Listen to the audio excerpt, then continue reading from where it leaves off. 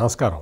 ఆంధ్రప్రదేశ్ రాజకీయాలలో అసలు నియోజకవర్గాల వారీగా ఏ విధమైన మార్పులు జరుగుతున్నాయి, ఎట్లా మార్పులు ఏ విధంగా ఉన్నాయి కాన్స్టిట్యుయెన్సీ వైజ్గా అనే వివరాలని మీకు నియోజకవర్గాల వారీగా అందిస్తూ ఉన్నాం. ఈ విధంగా ఇస్తున్న రిపోర్టులకి మీ నుంచి చాలా మంచి స్పందన వస్తున్నది. అది మాకు చాలా కొత్త ఉత్సాహాన్ని ఇస్తున్నది. దీన్ని ఇంకా కంటిన్యూ చేయమని చాలామంది అడుగుతూ ఉన్నారు. ఈ నేపథ్యంలో మనం అన్ని నియోజకవర్గాలు మొత్తం 175 నియోజకవర్గాల గురించి అక్కడ పరిస్థితులు ఏ విధంగా ఉన్నాయి, రాజకీయ పరిస్థితులు ఏ విధంగా ఉన్నాయి, సామాజికంగా ఎటువంటి సమస్యలు ఎదుర్కొంటున్నారు ప్రజలు అనేది ఈ క్యాస్ట్ ఫ్యాక్టర్ ఏ విధంగా పనిచేయబోతున్నది ఈసారి ఎన్నికల్లో, ఇటువంటి ఫ్యాక్టర్స్ అన్నీ మనం మాట్లాడుకుంటూ ఒక కంక్లూజన్కి వచ్చే విధంగా నేను ఈ విశ్లేషణ ప్రారంభిస్తాను. మనం ఇప్పుడు రాజాం నియోజకవర్గం గురించి మాట్లాడుకుందాం. ఎస్సీ రిజర్వ్డ్ నియోజకవర్గం అయిన రాజాంలో ప్రస్తుతం వైసీపీ తరఫున ఎమ్మెల్యేగా గత ఎన్నికల్లో కంబాల జోగులు గెలిచారు. ఆయన ప్రస్తుతం ఎమ్మెల్యేగా కొనసాగుతున్నారు. ఆయన 2014లో గెలిచాడు, 2019లో కూడా గెలిచాడు. 2 సార్లు వరుసగా గెలిచిన ఈ కంబాల జోగుల్ని ఇప్పుడు వైఎస్ఆర్ కాంగ్రెస్ పార్టీ అధినేత రాష్ట్ర ముఖ్యమంత్రి జగన్మోహన్ రెడ్డి మరి ఏమనుకున్నాడేమో తెలియదు కానీ ఈయన్ని పాయకరావుపేటకి ట్రాన్స్ఫర్ చేశాడు. అంటే సాధారణంగా ఎమ్మెల్యేలని ట్రాన్స్ఫర్ చేయటం మనం చూడం. ఎమ్మెల్యే అక్కడ ప్రజాప్రతినిధి, ఆ ప్రజలతోటి కలిసి ఉంటాడు. అటువంటిది ఈసారి టికెట్ నీకు ఇక్కడ రాజాంలో ఇవ్వము, నువ్వు పాయకరావుపేటకి ట్రాన్స్ఫర్ అయిపో అని చెప్పి ఆయనకి ట్రాన్స్ఫర్ ఆర్డర్ చేతిలో పెట్టారు. ఆయన ఇప్పుడు ఎక్కడ సర్దుకుంటున్నాడో తెలియదు కానీ కంబాల జోగులు మాత్రం ఇప్పుడు రాజాంలో లేడు. రాజాంలో ఇదంతా కూడా చాలా తీవ్రమైన ఒక అనిశ్చిత పరిస్థితిలోకి వెళ్ళిపోయింది అక్కడ వైఎస్ఆర్ కాంగ్రెస్ పార్టీ మొత్తం. అసలు ఈ కంబాల జోగులు 2 సార్లు అంటే దాదాపుగా 10 సంవత్సరాలు, కొన్ని రోజుల తక్కువతో 10 సంవత్సరాలు ఎమ్మెల్యేగా ఉన్నాడు కదా, ఏం చేశాడు అనే సమస్య ఒక చర్చించుకుంటే ఈయన ఏదన్నా ఒక షాపు లేకపోతే ఏదన్నా ఒక స్కూలో ఏదో ఇటువంటివి ఏమన్నా ఉంటే వాటికి ఇనాగ్రేషన్కి వెళ్తాడు. అంతకు మించి ఈయన నియోజకవర్గంలో ఎటువంటి పనులు చేయలేదు.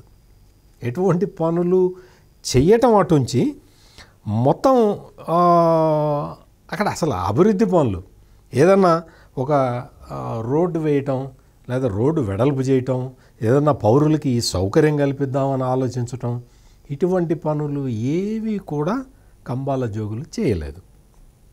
మొత్తం అసలు రాజాం మెయిన్ రోడ్డు చూస్తేనే చాలా అత్యంత దయనీయమైన పరిస్థితుల్లో ఉంటుంది. అక్కడ రైతు బజార్ పెట్టాలి, ఆ రైతు బజార్ పనులు ఇంకా ప్రారంభం కాలేదు. దళిత వాడలు చూస్తే మొత్తం అసలు అక్కడ ఇంటర్నల్ రోడ్లు అనేవి ఉండవు, మొత్తం డ్రైనేజీ వ్యవస్థే లేదు. చాలా చాలా దారుణమైన అధ్వాన్నమైన పరిస్థితుల్లో రాజాం నియోజకవర్గం మొత్తం ఉన్నది. అసలు ఎస్సీ నియోజకవర్గం అంటే సహజంగానే ఫండ్స్ ఎక్కువ ఇవ్వాలి. అయితే జగన్మోహన్ రెడ్డి ప్రభుత్వానికి అసలు అక్కడ ఫండ్సే లేవు కాబట్టి ఈ నియోజకవర్గానికి కూడా ఏమి రాలేదు. ఈయన పాపం కంబాల జోగులు మన రాజ్యసభ సభ్యుడు విజయసాయిరెడ్డికి అనుంగు శిష్యుడు. విజయసాయిరెడ్డి ఈయనకి ఒక కారుని గిఫ్ట్గా ఇచ్చాడు. ఆ కారులో చక్కగా తిరుగుతూ ఉంటాడు. అంతే తప్ప ప్రజల సమస్యలు పట్టించుకోవటం కానీ, ప్రజలకి ఏదైనా మేలు చేద్దామని ఆలోచించటం కానీ, ప్రభుత్వం నుంచి నిధులు తీసుకొచ్చి ఇక్కడ ఖర్చు పెడదామన్న ఆలోచన కానీ, ఇటువంటివి ఏవి కూడా కంబాల జోగులు అక్కడ చేయలేదు. దాంతో మొత్తం నియోజకవర్గం మొత్తం కూడా వైసీపీకి వ్యతిరేకంగా మారిపోయింది. మొత్తం వైఎస్ఆర్ కాంగ్రెస్ పార్టీకి సంబంధించిన ఏ కార్యకర్త కూడా యాక్టివ్గా లేడు, క్షేత్రస్థాయిలో పనిచేసేవాడు లేడు. మొత్తం ఇప్పటి వరకు అక్కడ 10 సంవత్సరాల పాటు ఎమ్మెల్యేగా ఉన్న జోగులు ఏ విధంగా అయితే ప్రవర్తించాడో నియోజకవర్గంలో కింది స్థాయి వరకు నాయకులందరూ కూడా అదే విధంగా ప్రవర్తిస్తూ ఉన్నారు. అంటే ఎవరు పార్టీని పట్టించుకోవట్లేదు. వాళ్ళకు కావలసిన పనులు చక్కబెట్టుకోవటం, తిరగటం తప్ప అక్కడ నియోజకవర్గానికి సంబంధించిన సమస్యల్ని ఏవి కూడా వీళ్ళు పట్టించుకోకపోవడంతో మొత్తం 2 సార్లు వైసీపీని గెలిపించిన నియోజకవర్గ ప్రజలందరూ కూడా చాలా తీవ్రమైన వ్యతిరేకతని వ్యక్తం చేస్తూ ఉన్నారు. అధికారంలో ఉన్న వైసీపీ అంతకు ముందర ఏంటంటే 2014లో గెలిచినప్పుడు అప్పుడు కూడా కంబాల జోగులు ఎమ్మెల్యేగానే ఉన్నాడు. కానీ నేనేం చేస్తానండి, మా గవర్నమెంట్ లేదండి, తెలుగుదేశం గవర్నమెంట్ ఫండ్స్ ఇవ్వట్లేదండి అని చెప్పుకుంటూ తిరిగితే అందరూ ఓకే అనుకున్నారు. మళ్ళీ 2019లో గెలిపించారు.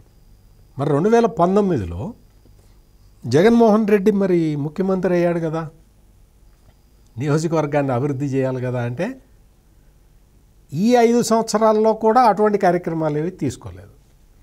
దాంతో అసలు మొత్తం మామూలుగా జగన్మోహన్ రెడ్డి ఏమి అంచనా వేశాడు అంటే కంబాల జోగుల్ని మారిస్తే చాలు, ఇక్కడంతా మన స్ట్రాంగ్ హోల్డ్ అని అనుకుంటున్నాడు. అక్కడ కంబాల జోగులు అనే వ్యక్తి ఇమ్మెటీరియల్. అతను అక్కడ ఉన్నా లేకపోయినా నీకు ప్రభుత్వం మీదే వ్యతిరేకత వచ్చినది.